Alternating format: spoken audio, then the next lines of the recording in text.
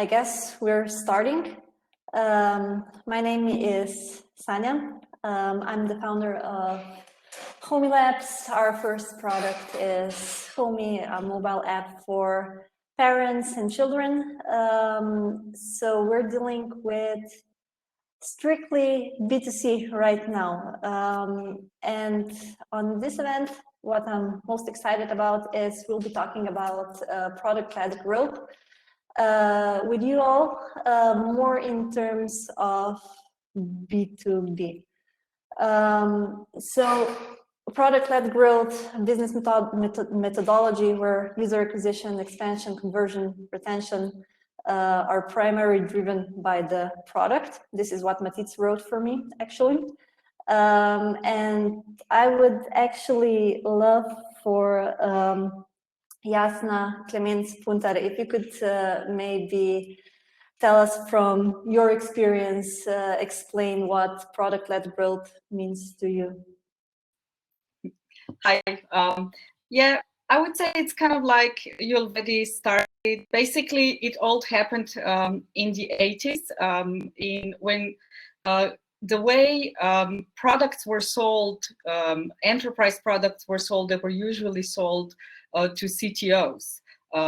This was the 80s and the 90s was the CTO era, if you maybe remember, or maybe you're too young. And then 10 years after, it was the CEO era. It's basically who would sign the bill when you would want to implement a certain solution.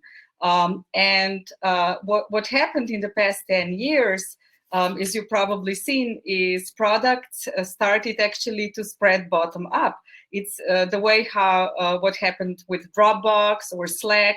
These are all end user product. These are all corporate products, but they were actually spread bottom up to the company. So people would start to use them, and then they would be adopted. So this cycle, the buying cycle, it would go from end buyer or end user, and then this is how that would you would actually. The buying decision would not be made anymore in the IT department. So this IT department would lose power. And this is how product-led growth was actually born. So basically, even if you would be selling B2B, now how you have to design your go-to-market, you are basically initially selling to the user. So it's B2C. So things would spread bottom up. I think Andrew Chen in some podcast called this consumerization of IT. So basically products that used to be sold with a bunch of salespeople are sold now as consumer products. So B2C and B2B, actually it's converging. It's becoming all of the same coin now. So this would be kind of like my start for this debate. So the question is, how do you scale, and when do you get your team? Because when you had the startup, you would usually, if it was an enterprise product, you would have your sales team immediately. Now, if you have a product-led growth, you would design a product that way, so you would not need the sales team right away. You would first hire UX people, growth marketeers, and this is how you would spread and focus on retention. The retention is the most important thing, and then you would scale bottom up, and then add the sales team to sell to the enterprise. What about gatekeepers? Do they still exist? I mean, I would say in certain cases they do. The Slack case, it kind of like got replaced in certain cases by Teams just because of the security issues. So in some cases it got tossed out by the IT people or whoever was managing these purchasing decisions. But nevertheless, the trend is now you have bring your own device to work. So definitely there is a huge opportunity to penetrate, like for instance with Dropbox and similar products. But yeah, I would say you could be always tossed out as a product by security issues that you are not compliant. And this is what actually happened in certain cases, for instance with Slack. So yes and no, depends on a product, yeah. So Suzanne, could you maybe do a quick introduction of your product and then talk a bit about how you were building your team from the start. Sure. Yeah, so hi all. Thank you, first of all, so much for having me today and being part of this conversation. So yeah, my name is Suzanne. I'm the founder of meetups, and we offer individual service providers a simple one-stop solution to schedule and manage their client interactions. So we combine online scheduling with video calling and payment. And by doing that, we allow independent professionals to offer their time online and get paid for their time. And we are currently serving over 13,000 independent professionals, but we also do have a B2B track where we are seeing organizations who already have a huge pool of experts who want to facilitate online meetings on their own platforms and who are purchasing our software in order to plug it into existing marketplaces, existing directories, etc. And so it's actually also quite interesting how we started, because we thought in the beginning that we are more of a B2B game. So we decided to focus a lot of our efforts on sales. And we did not, to be honest, focus so much on the product in the beginning. I mean, we built a product that was in its first MVP version, stable enough to be sold, but not amazing. And it wasn't selling by itself yet. And so we realized way too late that it's actually so important to focus on retention, to focus on what the customers are telling us, and to focus on the data and like seeing how our product is being used, and spending much more time on design and product instead of just having hardcore salespeople go into organizations and trying to sell our service. And yeah, especially with us, we are realizing now more than ever that our focus on product has helped us now get a lot of B2B clients, because it is coming from the bottom up. Like people, independent professionals within organizations are using us and starting using us. And then we have a really good leverage to reach out to the people at the top and tell them, hey, a few of your people in the organization already use our product. Why don't you roll it out to the entire organization? And this is actually the strategy we are now running, is we are fully focusing on making our product more sticky and more usable, and trying to support with our sales team. We're trying to support any initiatives or the needs of our clients to use us across an organization and not just individually. But we are seeing that actually hardcore sales is not needed as much anymore. At least that was our experience. For you, what would you say were the factors that made you decide that now is the time to move towards the sales team and meetings and demos and maybe cold calling? What were the steps that you took, and when was that, if it wasn't right from the start? Oh, so for us, it was actually, so we started off with sales in the beginning, and then we realized it was so hard to sell our product, because we were trying to go to the top of an organization, and we tried to sell a tool that would only make sense for people at the bottom that actually have that pain point. But we couldn't reach them because the top was telling us like, oh, sorry, no, we're not interested. And so we realized all the time that we had these thresholds to overcome.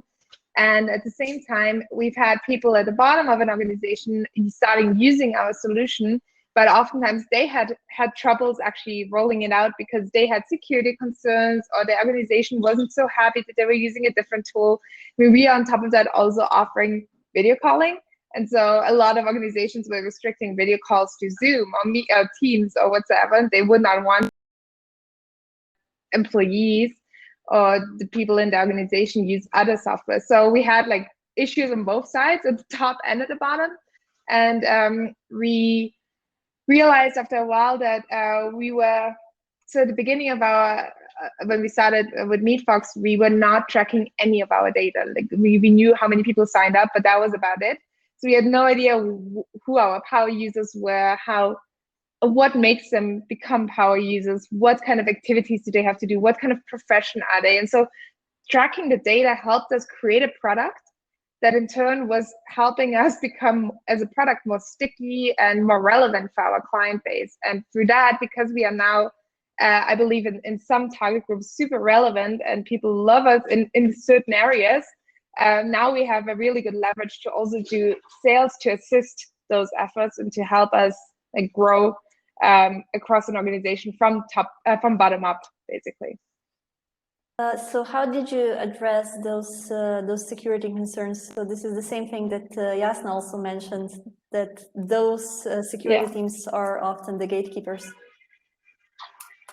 Yeah, I mean, some organizations do let you go through the whole process, which is painful and it takes a lot of time. And for a small startup, it's oftentimes not even doable.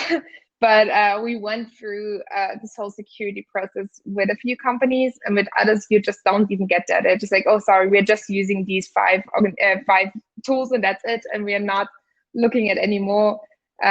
So sometimes it's a real gatekeeper for us to get into organizations, and sometimes we go through the process and we get through it, but it's just very painful, very long, and it's, to be honest, oftentimes not doable for small startups. I mean, yeah, especially if at the end of the route there's not a ton of revenue coming out of it, then it's just a huge waste of time. So you really have to figure out at the beginning of the process, does it make sense and how good are your chances? And we have had cases where we just decided to not even go through the process because we did not see huge chances in getting those deals. And so you just have to become a little more picky, I would say, as a startup as well, to see which battles you can fight and which ones are just not worth it.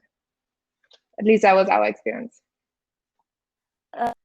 So Jasna Suchadolz, maybe a bit of introduction from you, and if you could say how your clients and partners are dealing with this. Sure. So this is a strange happening that we have two Jasnas in one room. It's not such a common name, a bit of confusion. So hi, I'm Jasna Suchadolz. I run an agency called Actuado. We used to be Virtua PR. And we partner with companies like HubSpot and Vidyard and Drift, which of course are all product-led.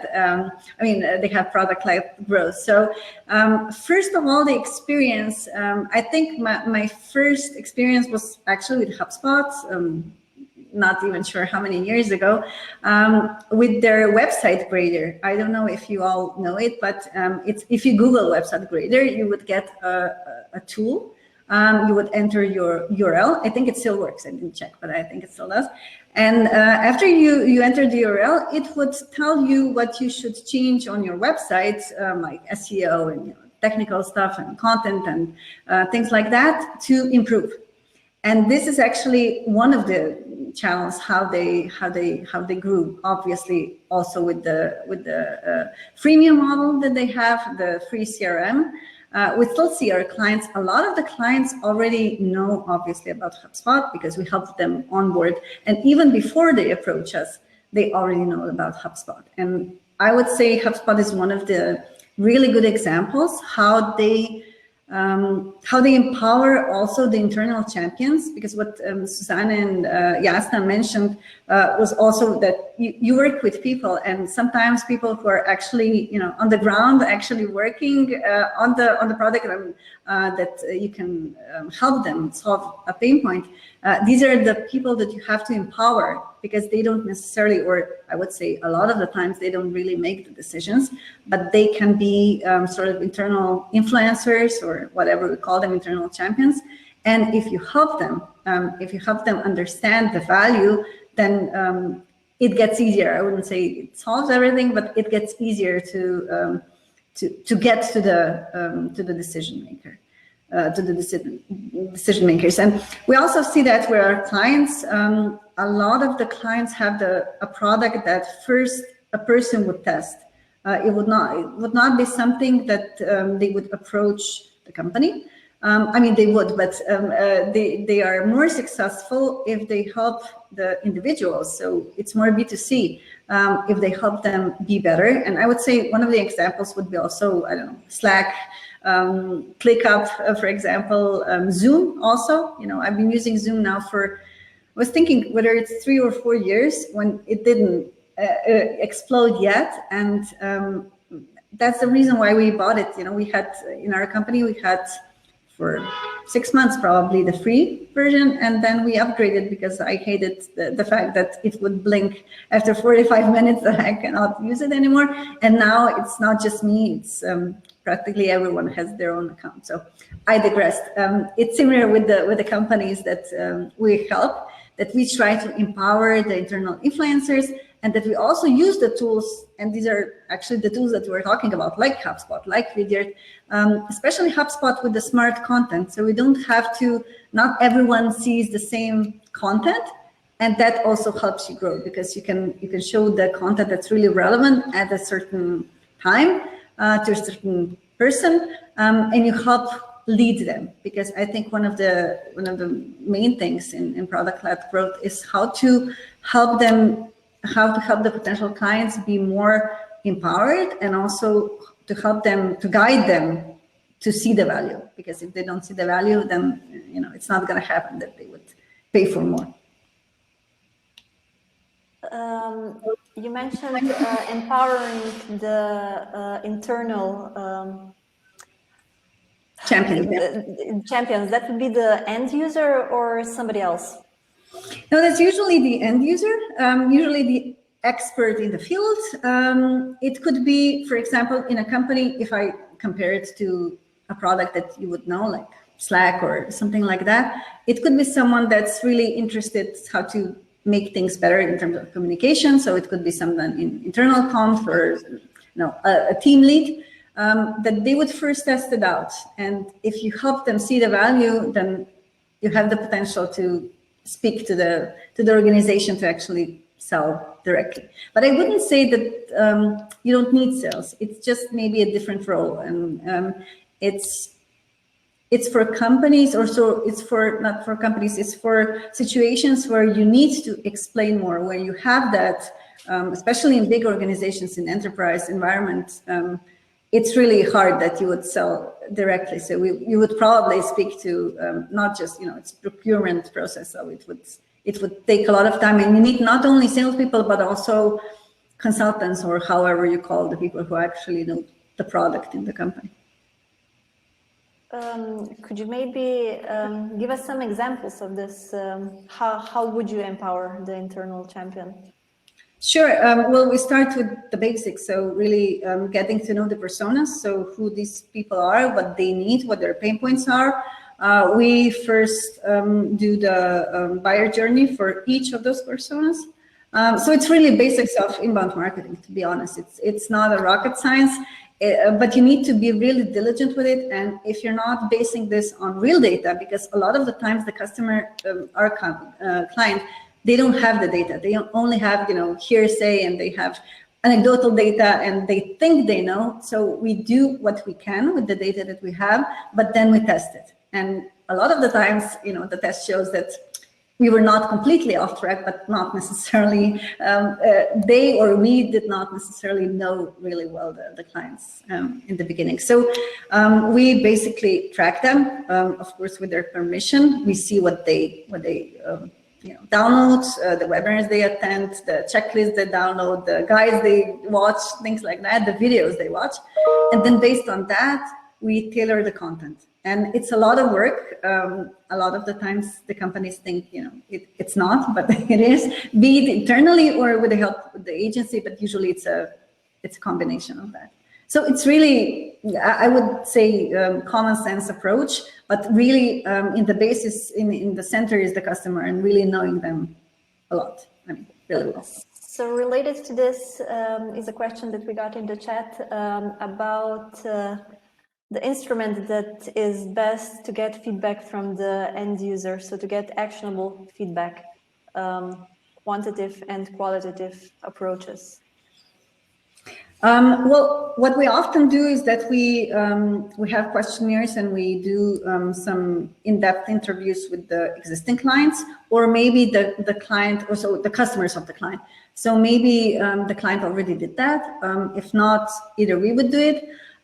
One of the techniques is that we have, it's really interesting one, it's a basic one, but it's an interesting one, that we have a workshop with the internal team, with the client.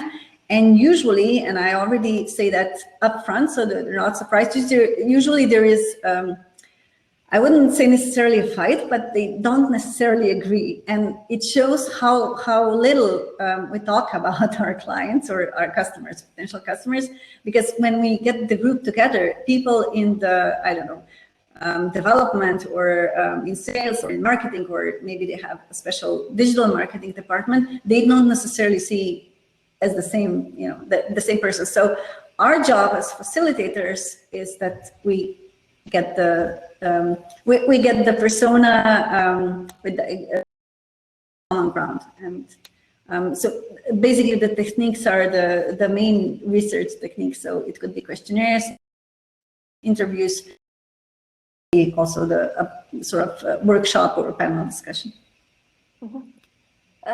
So, other Jasna, Clemente Spunter, you coach startups when they launch.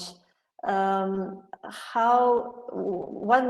are the best ways for them to implement this feedback from the start? Yeah, maybe I would actually add something on this question because I think we haven't covered it, but Susanne mentioned it. I think in the era of digital products, it's really important that you actually start tracking all the data points that you have. That's very, very important because this is how you can model then also the go-to-market, which relates to that, and launch, and you can model your users. So what you want to do is kind of like when you, of course, have enough data, it's not right from the start, but you could really be diligent. And this is how you're going to do your product development that's going to depend on data. You can kind of like define different buckets of users.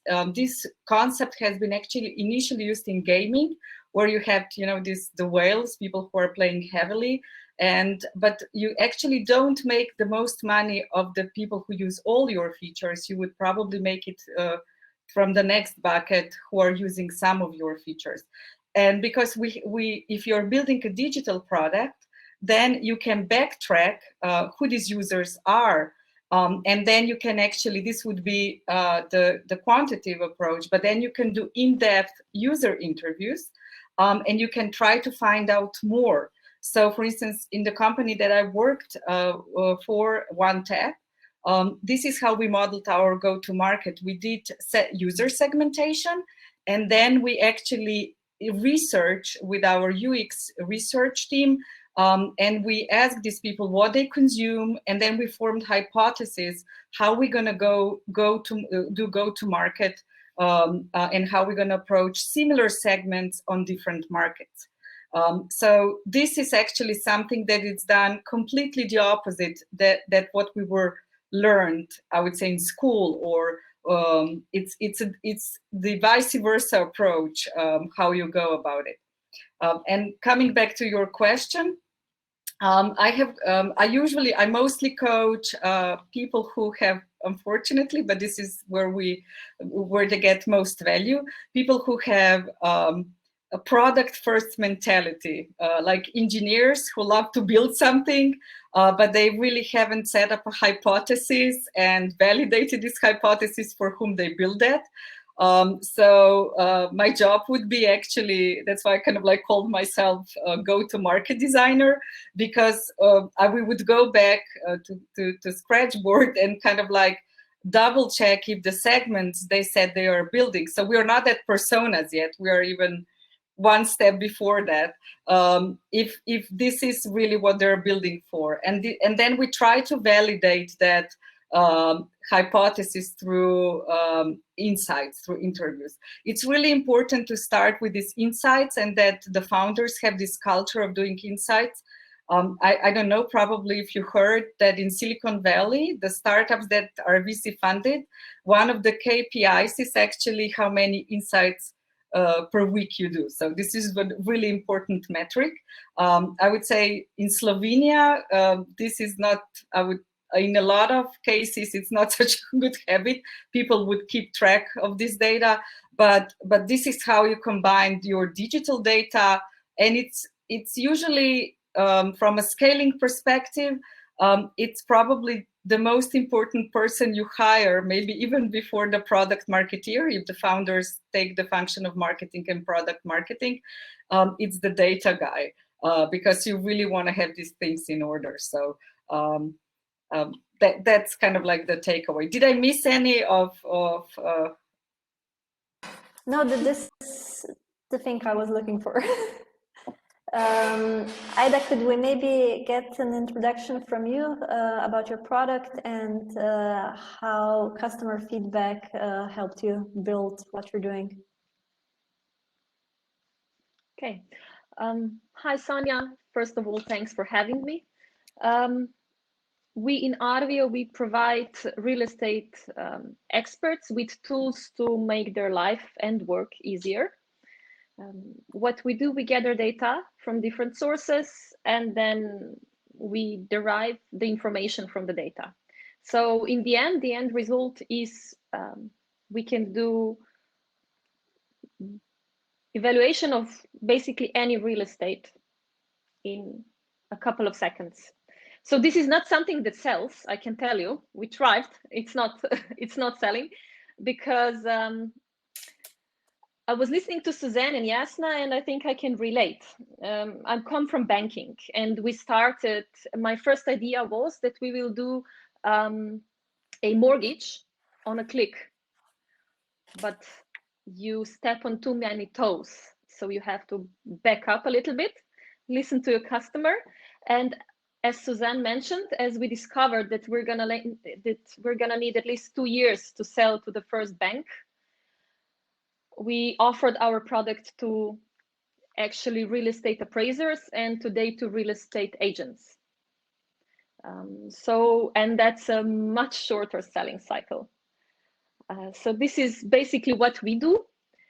If I can add something to the answer that the other ladies provided to the question we got, it's very interesting to me because last month I did around 50 calls to my new registrators that came to the platform, because we don't do any marketing and I'm not sure where they find us. We have on average 3 new applications every day. So this is not something that's very clear to us, because the customer base that we have in Slovenia, it's like 500, maximum 1,000 people. So you can imagine it's at least what we identified. So what we did, we didn't know where they're coming from and whether they are getting the information they wanted. So I picked up the phone as a founder and called everyone repeatedly until I got the information. So Jasna, yes, we do that in Slovenia also. And I think this is the, when you don't know what's happening, just pick up the phone. People like to talk if you offer them something. First of all, I ask them if they got what they looked for. And then if they didn't, if the answer is no, I not only ask them why they didn't, but I provide them the information. So in that way, they get something and I get their time and attention, and they give me feedback. It's an honest feedback.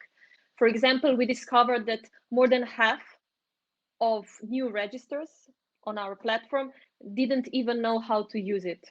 So we have an UX problem. We know now. So this is to the answer to the question. Suzanne, how are you using data? Yeah, I just had to laugh a little bit because I was also in the same shoes when I was trying to call our customers. And what I realized after a while was that I was never really listening to our customers, but instead I was trying to sell to the customers again, or like trying to convince them why they needed us. And I think that's another like huge bias that a lot of founders have, that they are so passionate about their own product that you're like, you just don't listen to what you're actually getting. So it took me a lot of time to realize what kind of questions I'm allowed to ask and which ones I should not ask, or how I should frame the interview process in order to make sure that I'm getting information out of it and that it's not a sales call. And in the beginning, I must say that I never really understood why customer interviews are so, or why calling a customer is so important, because I was just like, oh, yeah, we're just selling it. But it's like, I don't really get it. But then afterwards, when I actually started listening, I realized how important it is, and how you should never really stop doing it. I'm still trying to do it constantly, but it's also always a time issue. To do it properly, I would say, but it's so important. It gives you so many insights if you do it properly. But there's always this bias, I think, that is very difficult to overcome. And for us, the nice thing about tracking data, or starting with data tracking, was that we were suddenly able to get an unbiased view of, or semi-unbiased view of what is happening in our app. And we, for example, also realized we had a huge UX problem, that people got to our side, they registered, they never used this because they did not understand what we can eat. And things like that were just so easy to fix. And I wish we started tracking data earlier. As Jasna said, like starting it right at the beginning would have made our life so much easier, would have helped us scale so much quicker, but we just did it a few months ago. And it was so insightful. We completely revamped our product. We changed our whole onboarding process, and we're still in the process of constantly changing and tweaking things and looking back at the data and seeing, does it help activation or does it make it worse? And sometimes, to be honest, also our own bias shows us that even if we are implementing new features, they might have a negative impact on the activation. So we've had, for example, one change where we were all convinced, like, okay, this is going to increase activation. We're losing customers right in the step. Let's do this to increase it. And actually, we looked at the data a few weeks later and we're like, oh God, this is the worst. We have to get rid of this again. We have to go back.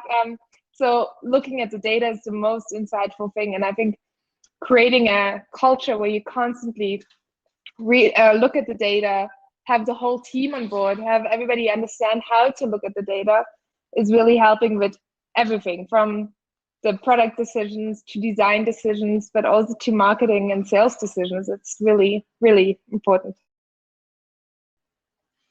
Ida, did you encounter the sales versus feedback dilemma as well?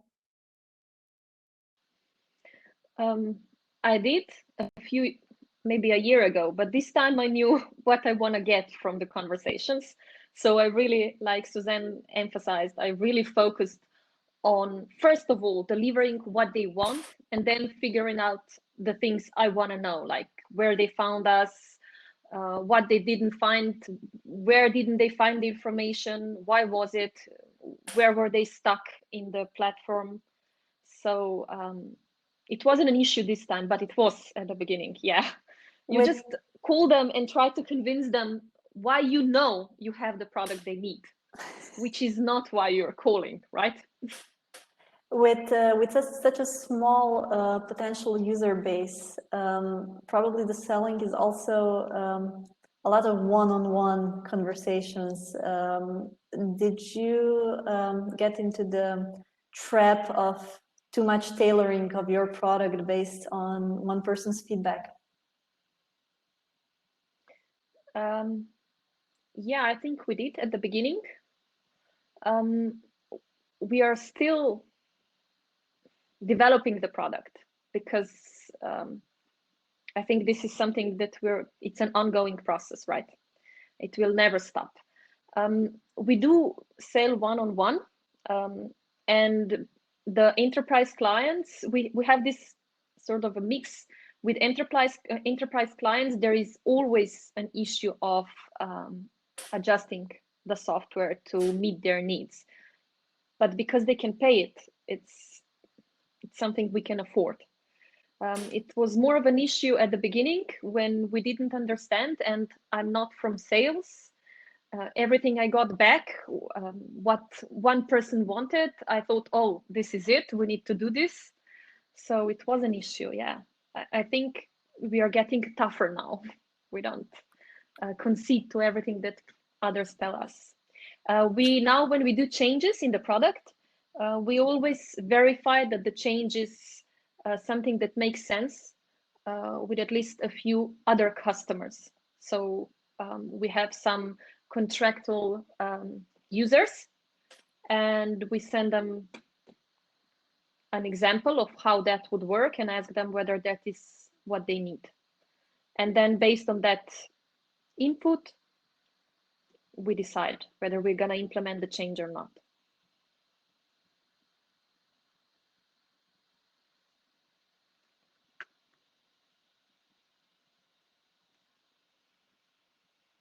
Am I the only one not hearing you? Sanya, I think you No, you were not the only one hearing me. Okay.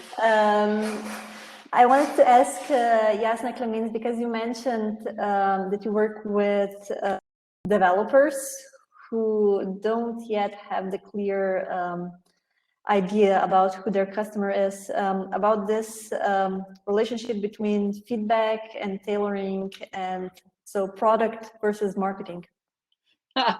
Yeah, I can tell you that from my personal experience, because I worked as a product manager and then I worked in a growth team, which is actually marketing of the product. So I was sitting on one seat and then I sit on the other seat.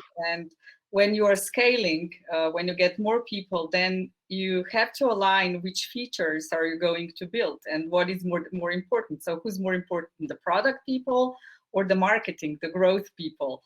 So we had quite some issues actually to sort this out, because as a growth product manager, you are responsible for all the features that actually are driving retention and acquisition. So this is your turf. And the product people are actually more on usability side. So you would have some common KPIs, but not all of them. So it took us quite some iterations, and with the help of the data team, of the BI, of business intelligence team, that we came up with some kind of a document that we all agreed upon based on the data and based on the user segmentation, that we are focusing only on a certain type of a user and that we're going to build features for them. It was very painful because that means you got to say no to 80% of the requests that come in, but it actually enables you to grow in the long term. And another thing that I found that we should definitely mention, especially with digital products, it's actually, you mentioned it already, but maybe more emphasized, is creating this onboarding, the wow effect in the beginning, because this is how you actually build a sticky product. And I can here also share you an interesting experience for this app that I worked for. It was actually for receipts for freelancers, storing receipts for freelancers for tax deductions. We were invited by Google actually to do a design sprint. They coached us how to do a design sprint.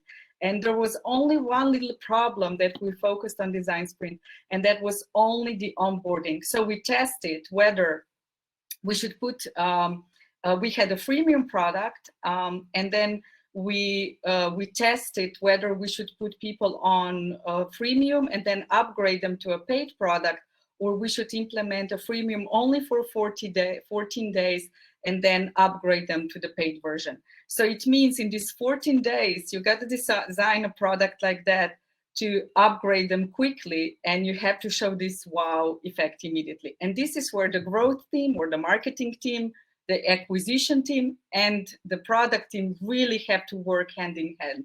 It's necessary to achieve that. And like Jasna mentioned, this is probably this facilitation. If design sprint is done properly and it's facilitated properly, you can save a lot of money and a lot of time.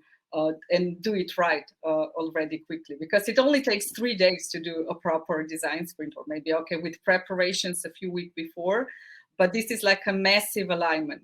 So I would say there would always be this war, you know, who is in charge?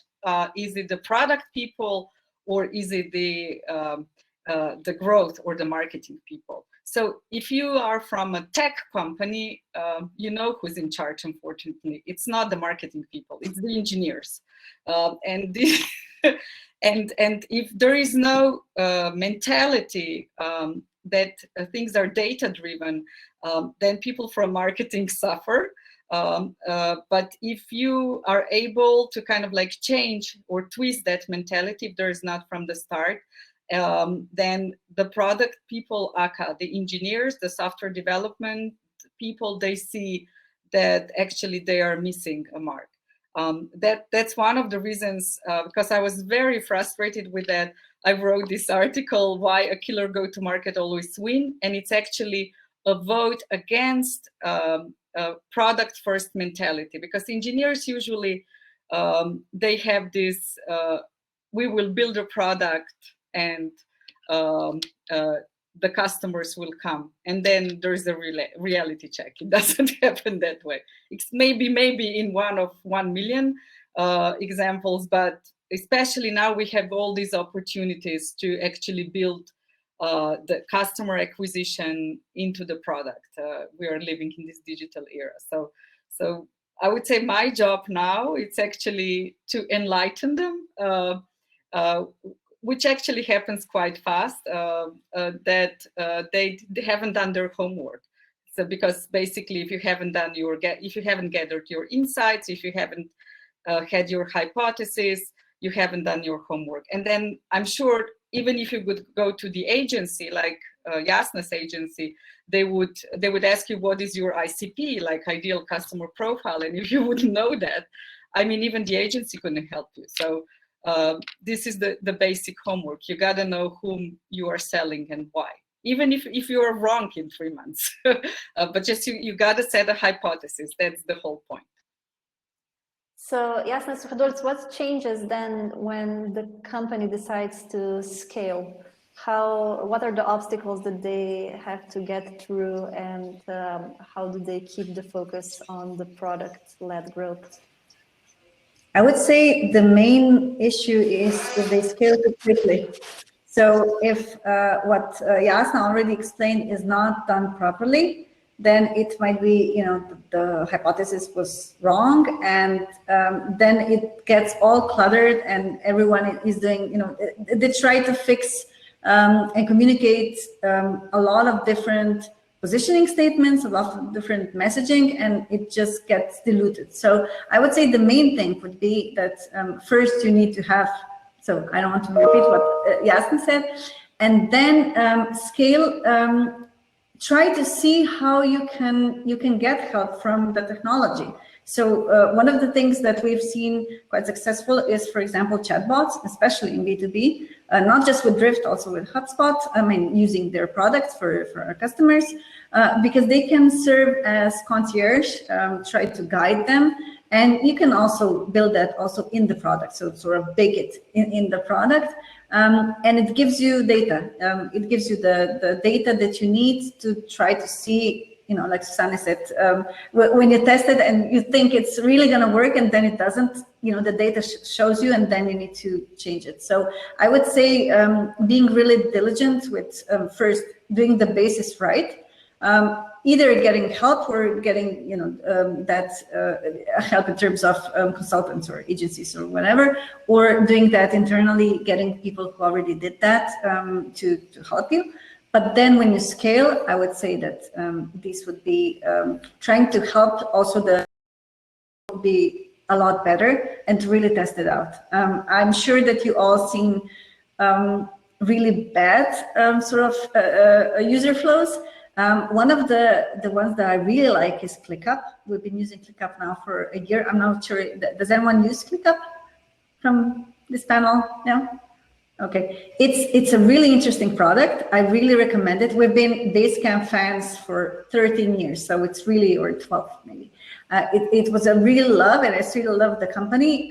So it was a big step for us, but ClickUp is doing this, what we're talking about today, really, really well. So if not just for the tool, maybe you or the audience can do a test run just to see how well they do that. And with every upgrade, they guide you nicely with all the pings and the flows, how you can do it faster, better, what's new, things like that. And I can also tell you one of the examples that I don't think they're doing really well, which is Clubhouse, because we have now clubs for 2 days, I think. And, I'm struggling, and I live digitally and been living digitally for a while, and I'm still struggling what things mean, although it's pretty simple, but it doesn't work the way I think it does. But you know, it's a free app, so it's not the same case. We actually ran out of time right now. We're moving into networking now, so please stay online. I believe Matits will move everyone to the rooms. Big thanks to the SaaStock team and Matits for organizing this. I hope you all had a very happy International Women's Day. And let's do the networking session now. Thank you for having us. Exactly. Agree. Thank you so much.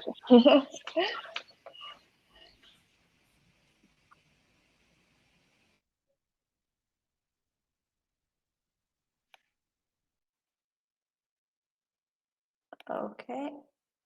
I think this is happening now.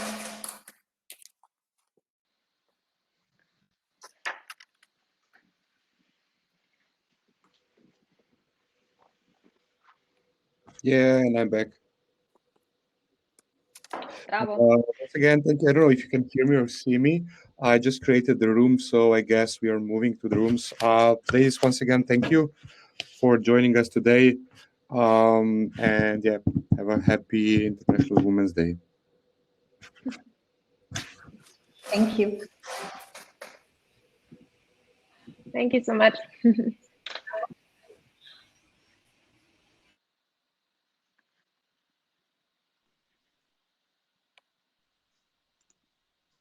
Are we being moved now? We should be. Okay. Hope so. We're gonna get stuck here and we're gonna have We can guess, chat. We can chat. We I have guess our we're own one of the room. rooms or something. Maybe this is the room. yeah. Yeah, I guess this is the room. This is the room. Okay. I think we just got started, you know, it's kind of like 1 hour, it's not enough for such a debate. We could go on for hours. Yeah. Yeah.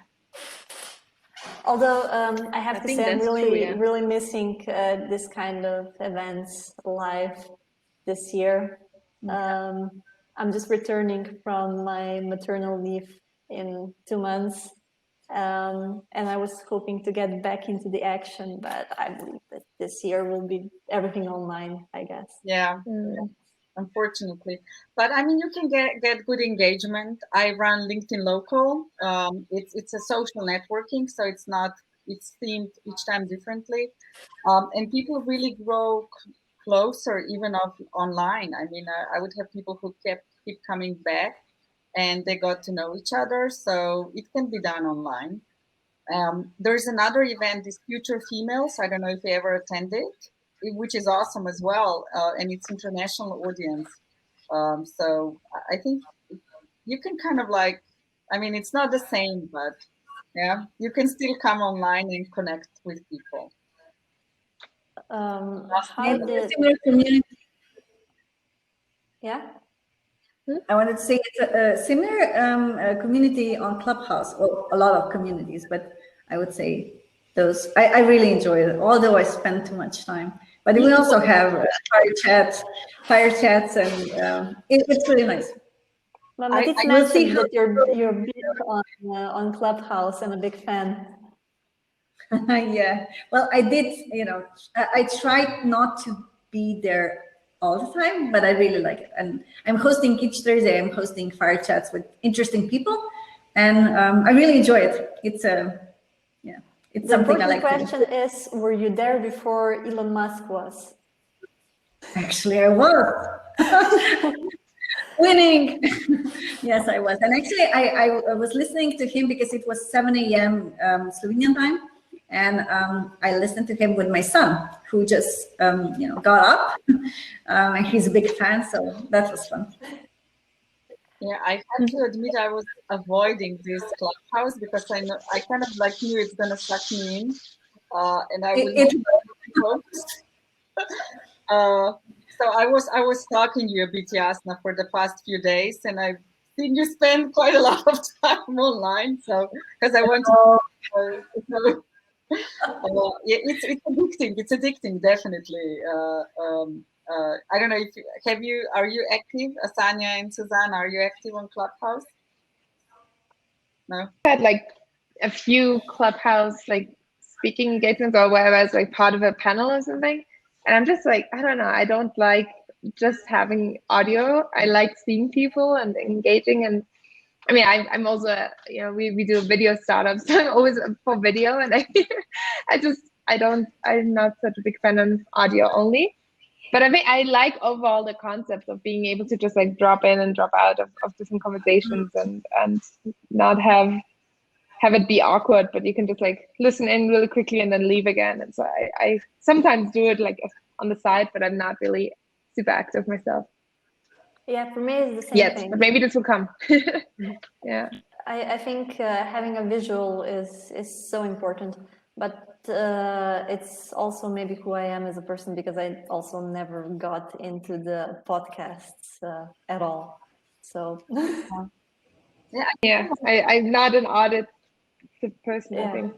Yeah. I initially thought that I'm not going to like it that much, although I knew it's going to be addicting, because I always want to learn new stuff, and it's so much knowledge there. You could hang out with these people and learn from them, and then with this, you know, it's kind of like, for instance, these LinkedIn people, like all the LinkedIn stars, they're very active on Clubhouse, and they have an event each day, you know, discussing, I don't know, whatever, thought leadership, video, whatever they pick up.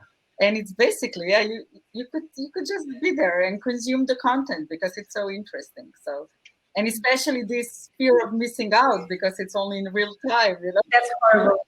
That's yeah. That is horrible. I try to schedule now, so I follow a few clubs and a lot of people, and I try to schedule.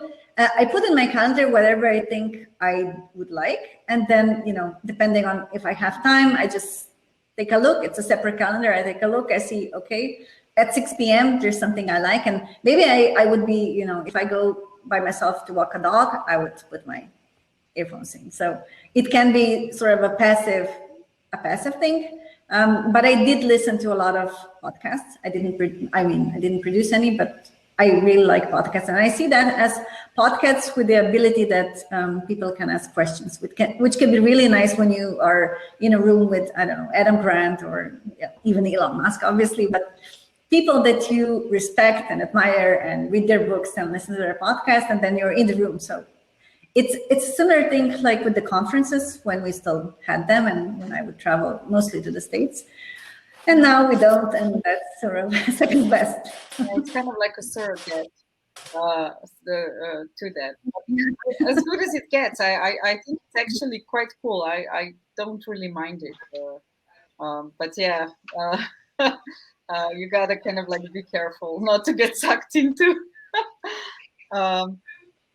Yeah, and also it has to be really well moderated, because I've been to a few clubhouses where there was suddenly like one person asking a ton of questions and nobody else, and like if the moderator is not able to do it properly and to kind of balance it out, or to like move certain people off the stage again after a while, it's just like it gets really annoying. It's like I've had actually two instances where it was suddenly like half an hour one person speaking and nobody was doing anything. It was just this really awkward moment. Yeah, I think it has to be really well moderated. So it's not everybody can teach you how to moderate a room. So yeah. Yeah, I just noticed this room today. So how do you I have a question for all of you. How do you keep focused? For instance, I'm a freelancer, so I kind of like have a lot of things on my plate. Recently I'm trying to kind of like, I'm working on the Udemy course, which I should have launched in October, but I had two school kids at home for like 10 weeks, and I really almost burned out. Now they're back in school finally, after we all got COVID 2 weeks ago. Oh God! Yeah, it's not stopping. So I kind of like, I have a really hard time, working on this one of the projects, delivering results. It's the same when you're a product manager, you get pulled in all directions, or a founder. So I wonder if you have any tricks. My current trick is that I have a friend of mine who's also freelancing. She's my accountability buddy. So she kind of like works. And then on Friday, I report what I done, and I feel bad because I don't have a boss. So how do you do it? I wonder. For me, it's just a very structured calendar. So if it's not on my agenda, then I'm probably going to forget it and not do it. Yeah, I create like to-do list. I mean, we have Trello, and I'm like making sure that I had weeks where I was always behind because I was always planning too many things in, and then there were always other things coming in, and I only had time at like midnight to start on doing my to-do list. And so I'm trying to be a little better at that, and like really figuring out what is the most important thing that I really have to get done. And then what I realized is that I always kind of do the things that I really like doing, or that are not maybe so important, but I really enjoy doing first. And then I get stuck at midnight with those tasks that are really time consuming and where I really have to switch on my brain. And so I'm trying to be very strict with myself of like, what is it? Like when I look at my day, I'm like taking on the worst tasks in the beginning, the most important and the most difficult task at the beginning. But it's just so difficult. So I don't know, I'm also struggling all the time. But for me, it helps that we have daily stand-ups. So I'm always telling my team what I have to do, and that I feel bad if I don't do it if it's not done the next day. So I'm like, yeah, just having that kind of accountability partners in my team. But it's difficult. I don't know. I'm like all the time being pulled into different directions, and always also like respond to other people first and not focus on my task. And so I'm all the time getting pulled out of my focus time. Another thing that I've been doing for a while, but I stopped doing, it's the Pomodoro technique. So I actually have this Pomodoro timer extension on my computer, and I always like, sometimes I do these days where I'm like, okay, this is what I want to do, and then I like plan it ahead, and then I actually like start the Pomodoro tracker, and I'm not letting anybody distract me. But it's like I do it sometimes, but not really well, to be honest. Oh yeah. Awesome. Yeah. Yeah, I struggle the same. So I don't have any great ideas, although I about it's called Indistractable by Nir El, and I really like it. And it's about internal and external distractions, and I think we think about external distractions so much that we forget about our internals, like the phone buzzing and things like that. So I started just doing basic things like really planning my week and planning my calendar for the day, and the whole team actually does it. So we do it in ClickUp, I already mentioned. And everyone says or writes now what they're going to do this day, and not just for the week. And it doesn't matter what the tasks are because we have 100 tasks, but what are the main things that you need to work on today? So we try to be respectful of each other's calendar. And we were actually just discussing before I went online with you that today we're in the office because we had a photo shoot, and usually we're not, or just some people are in the office, and it's really hard because we've been like blah, blah, blah, with each other, and we really need to be strict on who needs to work on something. And yeah, we're struggling. I spend too much time on Clubhouse, so I'm not really with any advice. I think the biggest problem is also figuring out like what is urgent but not important, and should be like get done by somebody else or something. And things that maybe are very important but not urgent, like especially when building a company, I would say important but not urgent is getting customers' feedback. So that's why nobody does it. This is what I was thinking when you were talking about that, Jasna. Yeah, and a lot of people, what I meant, we didn't have time to go in details, because this is this mom test. Yeah, you could probably read about the way you do it. what a lot of people wouldn't ask, they would focus on finding the things about the person. Is this me? The echo? No. But they don't really try to find out a lot of other stuff. For instance, what do you drink? What media you consume? It's kind of like industrial espionage, kind of. This part, they don't take enough time to find all these personal details about this person. Because there's a pattern. For instance, when we did our interviews, we realized that actors in London, they hang out with some actors guild, for instance, and they read this in this magazine. But you gotta drill down, yeah. So it's this is what I kind of like meant. People don't drill it down to that extent. They stay on the product level and the usage, but not whom you date and what you eat and stuff like that. This is where the interesting stuff happens. I unfortunately have to go because I have another meeting again. But it was great meeting you all. Thanks a lot for all the interesting insights, and I hope to stay connected. Keep in touch and share DM us if you have something interesting. I will. Thank you. Bye-bye. Same for you. Bye-bye. Bye.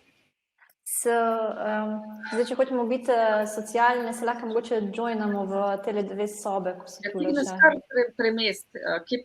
Jaz ne morem, to je nek ability, ko ga je imel sam Matic. Tle zgori desno, če vidite, ko piše rooms, lahko date join room.